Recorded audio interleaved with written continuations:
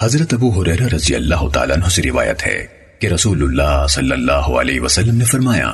جو شخص دن میں 100 مرتبہ لا الہ الا اللہ وحدہ لا شریک لہ لہ الملک ولہ الحمد وہو علی کل شیء قدیر، یعنی اللہ کے سوا کوئی عبادت کے لائق نہیں، وہ اکیلا ہے، اس کا کوئی شریک نہیں، ساری بادشاہت اسی کی ہے، حمد صرف اسی کو سزاوار ہے، اور وہی ہر چیز پر قادر ہے۔ یہ کہے اس شخص کو 10 غلام آزاد کرنے کے برابر اجر ملتا ہے، اس کے لیے 100 نیکیاں لکھی جاتی ہیں،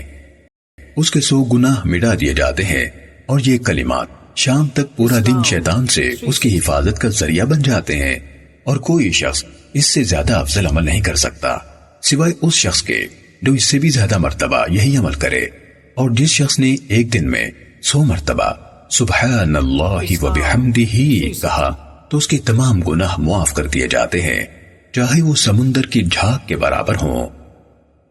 صحیح مسلم حدیث نمبر 6842۔